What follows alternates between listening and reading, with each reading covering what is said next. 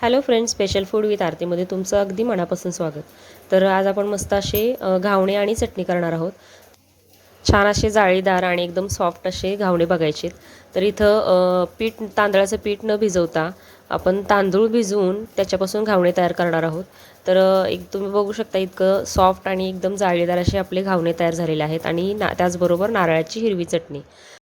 मी इथं रेशनचे तांदूळ घेतलेत घावणे करण्यासाठी. तर 2 वाटी तांदूळ घेतलेत आणि हे स्वच्छ धुवून रात्री हे भिजत घातलेले. छान असे सकाळी भिजलेले आहेत तांदूळ. तर तुम्हाला जास्त वेळ नसेल रात्री म्हणजे रात्रभर ठेवायचा तर तुम्ही 2 ते 3 तास याला भिजवून तुम्ही घावणे करू शकता किंवा रात्रभर भिजले तर ते छान तांदूळ भिजतात आणि वाटताना पण एकदम स्मूथ असे वाटल्या जातात. तर आता याच्यामध्ये वाटताना काय करायचं, आपण 2 पार्ट करणार आहोत कारण एकदम ते बारीक वाटल्या जाणार नाही. सो मी अर्धे तांदूळ मिक्सरच्या भांड्यात काढून घेतले. त्याच्याबरोबर ज्या वाटीने आपण तांदूळ मोजून घेतलेत 2 वाटी, त्याच वाटीने पाव वाटी ओलं खोबरं घ्यायचं आहे. तर ओल्या खोबऱ्याचं मी मागचे जे काळं कवर असतं ते पूर्णपणे काढून घेतलं आहे, जेणेकरून आपले जे घावणे आहेत ते छान असे पांढरे शुभ्र होतील. आणि 2 वाटी तांदूळ, पाव वाटी ओलं खोबरं असं करून हे छान असं बॅटर म्हणजे मिक्सरच्या भांड्यात एकदम स्मूथ असं वाटून घ्यायचं. एकदम रवाळ टेक्स्चर असं ठेवायचं नाही आहे. छान तुम्ही बघू शकता एकदम बारीक असं वाटून घ्यायचं. आता वाटलेलं बॅटर थोडा वेळ साईडला ठेवून देऊया झाकून आणि तोपर्यंत चटणीची तयारी करून घेऊया. चटणीसाठी मी इथं ओलं खोबरं घेतलेलं आहे आणि त्याच्याबरोबर ओलं खोबरं 1 वाटी असेल तर पाव वाटी शेंगदाणे. आता शेंगदाणे आवडत नसतील तर तुम्ही डाळे पण टाकू शकता. त्याचबरोबर हिरवी मिरची, कोथिंबीर आणि मीठ. आता याच्यामध्ये 1 चमचा तुम्ही दही वापरू शकता, त्याने पण या चटणीची टेस्ट छान लागते.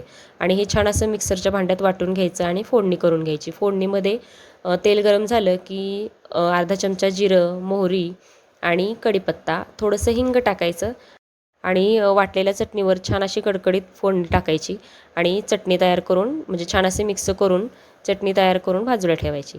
आता इथं तुम्ही बॅटर बघू शकता एकदम असं पातळ आणि स्लरी पाहिजे.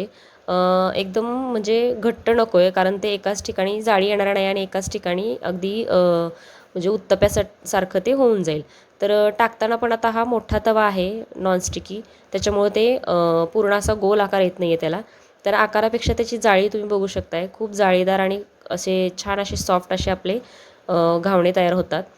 तर बॅटर तुम्ही बघू शकताय, पाण्याचं प्रमाण जास्त ठेवायचं, अगदीच घट्ट प्रमाण नको आहे. असं दुधासारखं आपल्याला त्याला एकदम असं पातळ असं एकसारखं ओतलं तर पळीने ते खाली पडलं पाहिजे. अशा पद्धतीने हे त्याचं बॅटर तयार करायचं आहे. आता इथं बघू शकता घावणे किती छान होत आहेत, अगदी सहजपणे निघत आहेत. मी हे डोश्याच्या तव्यावर केले. सो खूप मोठा तवा आहे म्हणून मी पूर्ण भरून टाकत नाही आहे. छोटे छोटे घावणे तयार केलेत. तर याचा फक्त स्पेशल घावण्याचा पण तवा मिळतो, छोटासा असतो आणि तेवढ्याच आकाराचे छान असे घावणे तयार होतात. तर बघू शकता तुम्ही किती छान अशी जाळी सुटली आणि मस्त घावणे आपले सॉफ्ट असे तयार होतात. तर नक्की ट्राय करा आणि रेसिपी जर आवडली तर चॅनलला लाईक, शेअर आणि सबस्क्राईब करायला विसरू नका.